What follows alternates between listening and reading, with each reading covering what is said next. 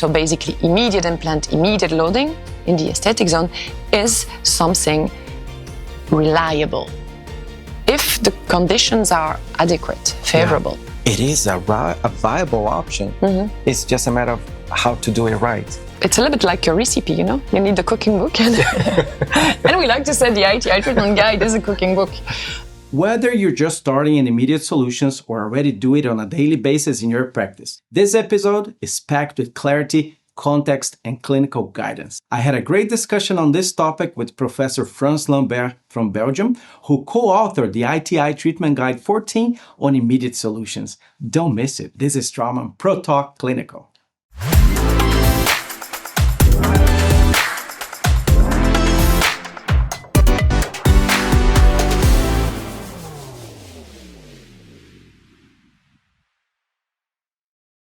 Professor Frans Lambert, thank you very much for accepting to record with us the Straumann Pro Talk Clinical on immediate treatment protocols. What a privilege to have you with us.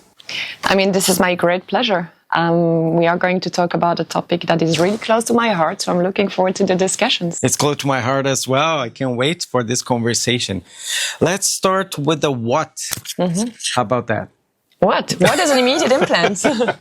When it comes to definitions, especially you have recently published the ITI treatment guide. You have collaborated with it and co-authored together with Adam Hamilton the ITI treatment guide on immediate treatment protocol. If we have to put in context for the newcomers coming out of dental school, didn't have dental implantology in the curricula, is starting to get bombarded with all these buzzwords, immediacy, immediate treatment protocols. How can we contextualize what immediate treatment protocol is? Yeah, absolutely. Our book, the ITI treatment guide, is about immediate implant and immediate loading for partial edentulous. So we have to dissociate an immediate implant, which is placing an implant into a fresh socket right after extraction, an immediate loading that is placing an immediate restoration the day of the implant placement. Yeah. And these two can be combined, but they can also be dissociated. So you can do an immediate implant without an immediate loading, and you can do an immediate loading without an immediate implant. Got it. So if I get it right, you can optimize anatomical conditions to your time of surgery, to have it right at the day of the surgery, or you can also already provide either provisional or, depending on how the conditions allowing, even a final crown, as I know you have some articles about it. Yeah, this is not only about the anatomical conditions, but it's also about the need. For example, in the aesthetic zone, this is very relevant to have an immediate implant, but also an immediate loading for restoring the aesthetic directly. In the posterior, you can discuss that. Of course, delivering the final crown the day of the surgery, this is usually not combined to immediate implant. And this is a topic that is probably still a bit experimental. Yeah, there's not such a consensus about it, right? There's some common sense about directions where to go, but we don't have a fundamental discussion about this, do we? No, I mean, it's we like to push the limits, but we also need to have evidence in order to say this is a protocol you can use on a daily basis, And what could be mainly, if you could outline, the main clinical indications and contraindications as stated in the book? We want to be reliable if you want to do an immediate implant. You know, this is a very fast protocol. There are lots of benefits, and we can also discuss those benefits. But we have to do it only if this is reliable, if we can provide the same outcome as a conventional protocol or timing. So what we need to look at is at the soft tissue conditions first. You know, if you are in a site where you have a deep gingival recession, that might not be the good case.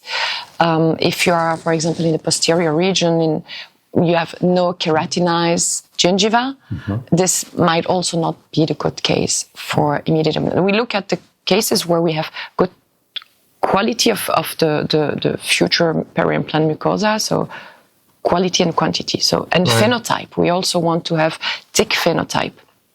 Then, to do an immediate implant, you need to have a certain bone anchorage. So you will look at the CBCT, and in the aesthetic zone, you need to find anchorage usually on the apical or palatal area. In the posterior region, that would be more the septa or lateral wall for premolar.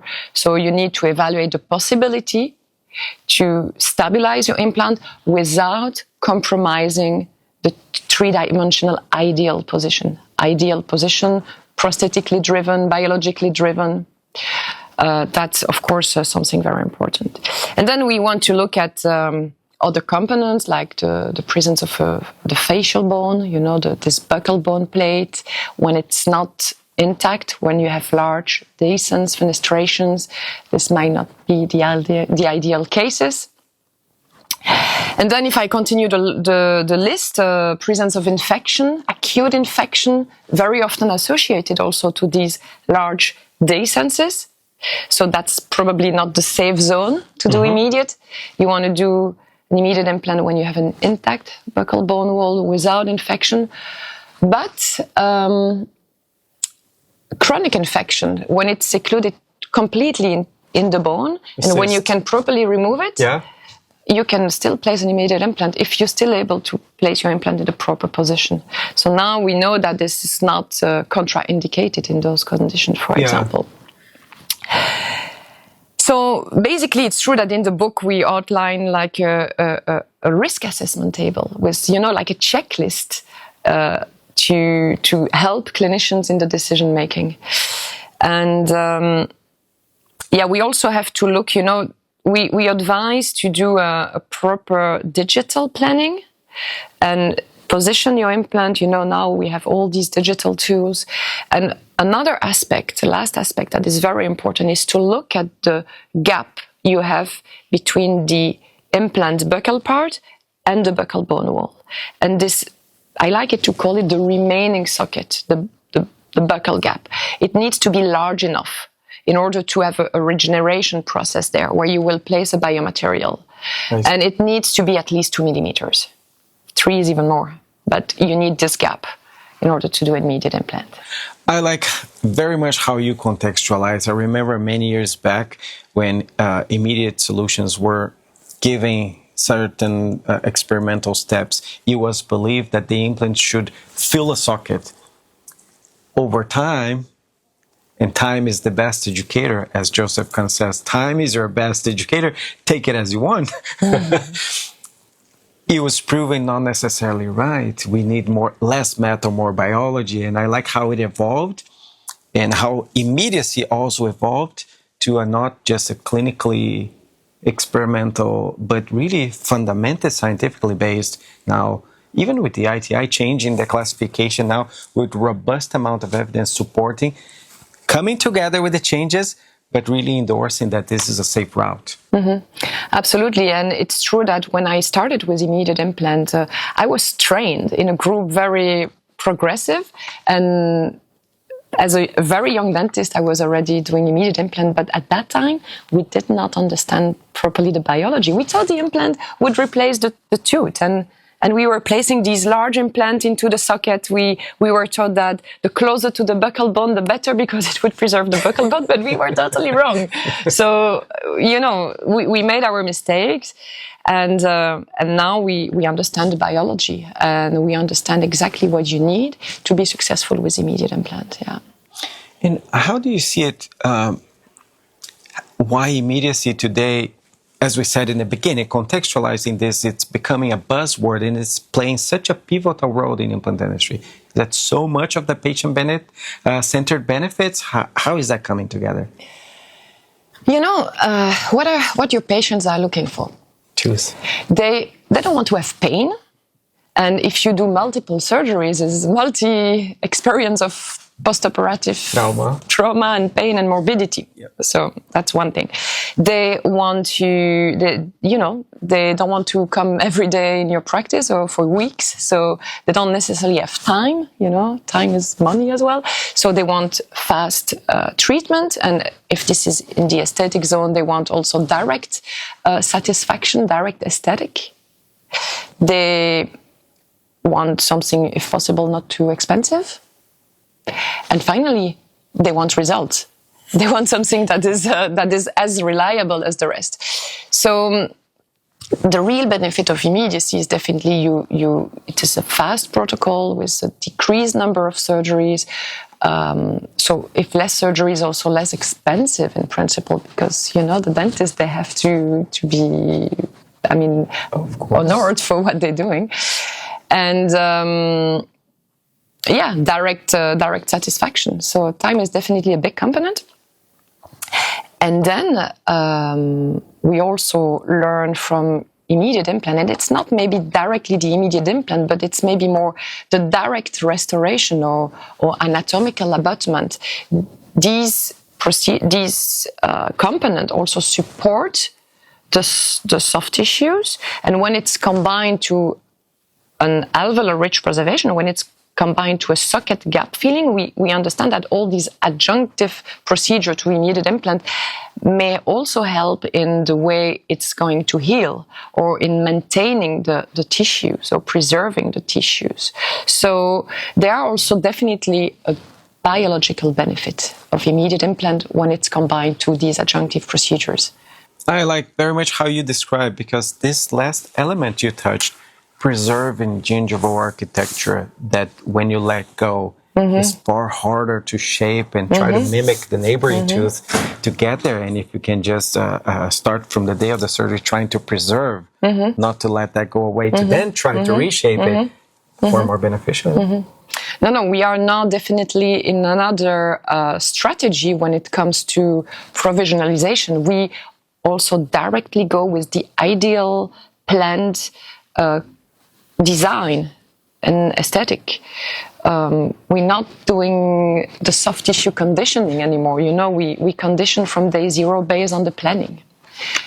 And all the digital tools and the digital planning has also changed tremendously how we do immediacy, especially in the aesthetic zone.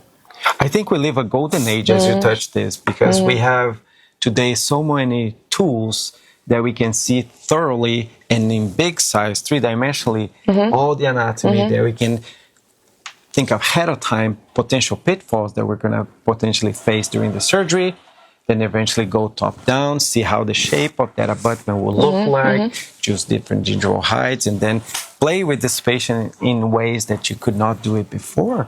And then transferring this to maybe guided surgery, also helping to get a more assertive implant placement to go from point A to point B. We're spoiled at the moment. Absolutely. You can actually plan everything, not only the implant position, but the prosthetic components you choose, and you can even fabricate the provisional crown prior to the surgery. Right. And you have this ready, and then you place your implant, you place the crown, and this is it. This is direct. Frans, I would like to know from you, we touched about the how. I would like to touch about the how. And this is, I would say, a bit innocent question, but let's pick one indication, right? Let's, as you said, let's take a central incisor. What will be Frans Lambert approach to a central incisor? Somebody comes to your office, just had an accident, fractured that tooth, comes to you. Now what? Yeah, exactly. I would like to come back with this risk assessment table I mentioned at the beginning. You're looking clinically, checkpoints, how is the soft tissues, how is the bone environment, does it comply with all these characteristics that will address your success. And if this seems safe and reliable, I would automatically go for immediate, because now I really see the benefit, and we know there is evidence. Is there a particular implant shape, for example, that you also would like to recommend? Yeah, absolutely. Of course, you would want an implant that has a certain grip, a certain aggressivity to get your primary stability. You need a bite. Yeah, exactly. And we also tend to go with implants that are narrower, because we want to leave the space for this buccal gap. Now we know that. Now we know that, exactly. Now we know that. And in the aesthetic zone, definitely a bone level implant, because you want to be able to customize your transgingival design. We know the transmucosal Transmucosal design is very important. We also need to leave the space there for the soft tissues. The choice of the vario base, the titanium base, is also very important. We want to have something that is very slim and narrow to leave the space for the living tissue. Same concept as for the implant, to leave the space to the bone tissue. Just in different levels. Yeah. Friends, I would like to shift gears for a second. I have this session called Is Not What We Think. What I think doesn't matter. It may help me, but it's not a total truth of the matter. So it's not what you think, it's what we know, going towards evidence-based. And I understand that you, in the preparing for the ITI treatment guide, you came across tons of articles that you have to digest in order to prepare. And I would like to share for you one article. I remember we discussed this before. You had some conflict of interest there, right? Because you had some posterior discussions at some point, and then anterior solution became very close to your heart as well. Could you share some of these papers that was really meaningful to you that you think the dental community should know about? Yeah. What was meaningful personally to me was everything, the first article that relate to the immediacy in the posterior regions, because now we've been discussing a lot the anterior, but most of implants are actually placed in the posterior regions. Majority. And immediate implants were initially described in the aesthetic zone, to replace immediately a failing tooth and combine to immediate loading. So this is where there are the most evidence anterior. But the first articles that describe also extraction immediate implant in the posterior regions eventually combined to those, because the problem was to really close the gap at some point. And now we know that we can also do it in the posterior region, closing the gap with, for example, these custom-made abutments that close the sockets. We also know that now we can also eventually close it with some collagen, biomaterials and things like that. I mean, the anatomical abutment would help in supporting the tissue, so I think there are really interest there. But I started with immediate implant in the posterior region only 6-7 years ago, while in the aesthetic zone was 20 years ago. Well, at the beginning, I agree, we did not understand everything, but it is really a game changer, because now every time we have a patient that comes into the clinic with the tooth still in place, and when it corresponds to the proper conditions according to the risk assessment table, I would definitely always consider an immediate implant. Even a this is, right? And it's not only the patient gaining time; it's also us. We are more efficient in all different dimensions. Yeah. So the initial studies regarding immediacy in the posterior were kind of a game changer for me. Eye-opener. Yeah. Eye-opener. Yeah.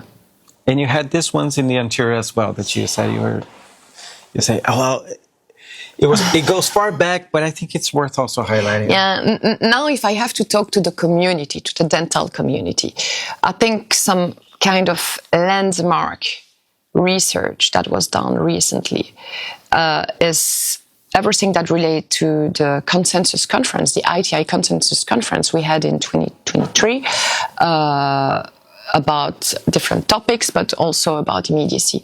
And, for consensus conference, you always prepare some systematic review prior to that. And Adam Hamilton, with his collaborators, he did a huge work reviewing, the selection criteria for immediate implant. And this is where we actually realized that everything we were coming up in the book was actually backed up by the literature. It was like a kind of simultaneous work, but we came with something really strong. And now the consensus conference or the consensus paper says that type 1A implant placement timing, so basically immediate implant, immediate loading in the aesthetic zone, is something reliable if the conditions are adequate, favorable. Yeah. So now, because, the more conservative were always saying, yeah, but immediate, we don't have the evidence and so on. So now this is really backed up. Yeah. And I think this is now moving and shifting really fast. I like it very much because it's come to a point that it's not if it's a viable option. It is a viable option. Mm-hmm. It's just a matter of how to do it right. Mm-hmm. The checkpoints, the common sense, and respecting anatomy, the patient, and on and on. Mm. Yeah, absolutely. It's a little bit like a recipe, You need the cooking book. And we like to say the ITI treatment guide is a cooking book. But yeah, and I really hope that with immediacy, I'm convinced that it's the indications will probably expand. Evidence is continuously building up, and also there are these new technologies, new development, new biomaterials, and I'm really curious to see where we are in maybe 10 years from now. But it makes sense what you just said, that the aesthetic zone has far more evidence behind because it comes with a lot of emotional appeal behind, right? If you fall, you have an accident, you go to the dentist, you would like this to be repaired as quickly as possible. So the demand generated the need, and the need generated the evidences behind. Pretty cool. Eh? No. Yeah, absolutely. This is the aesthetic aspect, and the psychological aspect, or emotional aspect, if you want to call it like that. But for the posterior, this is also very relevant. Maybe there is not this direct satisfaction, but it is a gain of time and cost. It is. To all of us. We get out of dental school very excellent technically, but we are terrible at managing time or discussing everything that comes together with becoming a dentist, becoming a business owner. So time matters. Absolutely. Friends, I have this other topic. Experience taught me. You see, you came this long journey going from anterior to posterior time. Implant as a big chunky metal piece. Something that comes your mind that you say, I wish I had the knowledge base and the tools I have now back in it when I had that situation. There's something you can share? Yeah, absolutely. And actually, we have already somehow addressed it, When I was a postgrad student in Perio, we were already doing some immediacy, and I was telling you, we were placing these large implants in the socket, and I remember we were like, yeah, maybe place your implant as close as the buccal bone as possible. Can you believe that now? And we had it's agonizing to think now. No, it is it's great to have progressive ideas and vision, but you need to understand the biology. And at that time, we were really doing immediacy without understanding the biology. And if I could redo that, I would have probably tried to understand better. And some of the very important studies were the studies from Maurizio Arrojo, this animal preclinical model where they, he studied a lot the dynamic of the socket healing and the dimension of the socket reducing, especially on the buccal side. And then he replicated exactly the same model with placing this piece of titanium into the socket, and the remodeling process was exactly the same. So we know that an immediate implant by itself does not prevent the post-extractional remodeling. But this is more the adjunctive therapies, like the alveolar ridge preservation you combine to immediate implant that is going to help you, and we understand the position. It should be really adjusted according to that. And we also understand, the importance of soft tissue grafting when it comes to the aesthetic zone in some cases, not in every cases, but in some cases. Is it fair to expect that we were back then thinking that with the periodontal point of view, thinking implant would just behave the same, and that's why we wanted to let's just hold this wall here, just think it would stay there. Let's just and over time with papers like Mauricio Araújo, for example, it proved literally everybody wrong, which was good. Then it triggered actions and research and development to look in the other direction, and now we're far better positioned. Yeah, And I like to show, the outcomes of these implants we've placed, early 2000 immediate implants, where you have those big recessions, and that was aesthetic failures. But we're learning from mistakes, But we should not experiment too much. So that's why it's really important to look at the evidence. Yes. But we have it now. You mentioned, just like in pilots on an airplane, you have all these checkpoints. The ITI treatment guide has all these checkpoints. Assuming all the checkpoints are in place, is there this one technique that or one site or one condition that you go home and you have this smirky smile, think, that was a good day? Because we're very crafty people. We like to do things. And there's this one situation that you prefer, that when patients come to you, say, oh, that would be a good one. It would be fun to do it. Yeah, this is a difficult question, because I don't think there is like one specific thing that is the secret. Yeah. I think here we're talking about workflows. Yeah. We're talking about each little piece of the puzzle is important for the final outcome. But now if I have to pick something that really changes things... A workflow, for example. It's not actually something crafting or a technique. I think this is really the tools we have for planning. And the visualization of the full treatment from day zero. And we gained a lot in accuracy, and we have, these, we can really, we know where we're going, and then we follow the path, You can plan you have your anatomy, you have your aesthetic planning, and based on that, you place your implant, you look at the prosthetic, and then you adjust according to the biology, and you know where you're going. We did not have that before. Yeah. Even the tomographies, they were quite blurry, lots of artifacts. We cannot see things too well. We are really living the golden age of the technologies that we can play with we can even simulate the patient, right? We can print and prototype the patient, and even rehearse the surgery otherwise. But actually, now in those workflow, we don't even print anymore. You for example, if we're talking immediacy aesthetic zone, doing the planning, and you can get your prefabricated crown without a model. Yes. So that's fantastic. That's a reality. I see many colleagues already going model-free in many situations, except when you have different occlusal schemes and many implants that you really want to check how things go. But normally, you're already going model-free to the level of precision we're getting. Yeah. No, the guided surgery as well, whether this is static or navigated. This is exciting development. And it's very exciting to be a dentist in this era, golden age, as you say. Yeah. We're living a golden age. And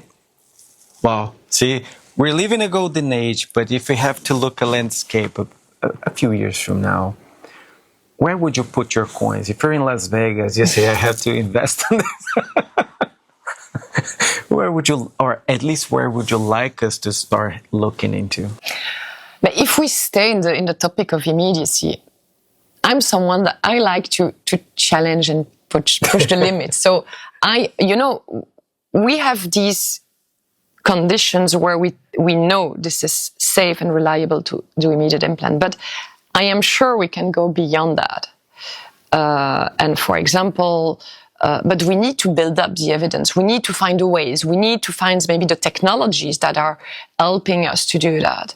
But maybe when we have even like very minimal quantity of bone, we may still be able to place an implant in a proper position. In the cases where you have the large buccal defects, we may find the techniques or the material that would help you to also place implant in these less favorable conditions. I really hope we expand the indications. Yeah. This is how I see immediacy for the future. And there's very patient-centric. I like the direction, very altruistic direction we're going, because you're saying anchoring and allowing treatments in... I met this very young doctor in South Africa, and he was working with all this mandibulectomy and cancer patients. And he made this his mission in life, giving hope to the hopeless. You see, and you just brought this to widen the options in conditions in which we would have to put the patient through so many layers of treatment, so many morbidity, so much cost, all of the above. Getting from where we are, that is already evidence-based, as we have all the documentation, all the evidence behind, going one step further, where conditions don't allow, that is still reliable. No, the short don't allow way. Today. No, the shortcuts may have some benefit sometimes, but I'm not very familiar with those large reconstructions and very beautiful work they do. It's amazing. They get bone from the tibia or fibula. They already place the implants, and then with the implants in position, then they graft with the implants in position and do the reconstruction so they can go back to. Yeah. But it's true that again, are we coming to the planning and to know exactly where we're going? And for example, even for smaller cases, but prosthetically and biologically driven bone augmentation procedure make totally sense as well, you know? So we're working just the other way around, you know? Franz, here's the thing. We would love to pick your brain for a full day. Sadly, time is against us. So I'd like to thank you very, very much for stopping by, for sharing all this expertise, to have this phenomenal chat. We really apologize for a bit of a technical detail we had before, but I'm glad we're overcome that. And to our listeners out there, whether they would like to start reading or getting more familiar with the ITI treatment guide, how they can get there. And I understand you also have a few educational offerings that you would like to tell our audience about. Yeah, absolutely. But of course, starting by reading and getting lost in the ITI treatment guides about immediacy is definitely a good trick. And there are also plenty of education within the ITI. Of course, everybody is welcome to follow us, and also is invited in Liège at the University of Liège, my department of perio and orodental surgery and implant surgery. It's actually branded as U-Perio, because the name of my department is so long and so complicated that we actually branded it U-Perio. So we do, different type of continuing education. This is mainly in French. But when it comes specifically to immediacy, we have also developed an educational program called Dental Flow, together with Gary Finel. Because he's also a big expert in the field of immediate implant, and we're very complementary. And we have basically masterclasses. So this is modules of 2 days and a half. One focusing on the posterior region and the other one focusing on the anterior region. And this is combining, of course, theoretical lectures, but also hands-on. So this is small groups, and we also focusing on the workflows and all the logistics of this. And we also have live surgeries. So to dive deep into the immediate treatment, that's definitely a cool program or educational offer. And this is in English. Now we have all opportunities to everybody. To all of you watching, that you will be interested to take part of one of the educational offerings directly in Liège with Professor Lambert. We're going to leave the links in the description below. If you're interested to learn all about immediacy in English, then in the Dental Flow, we're also going to leave the links right below. If you like this episode, drop us a message. We'll be very curious to hear from you. And also, if you like it, we hope you did. You share to a friend, because sharing is caring. Just Lambert, it was a pleasure to have you. Thank you so much, Christian. It was really nice discussion.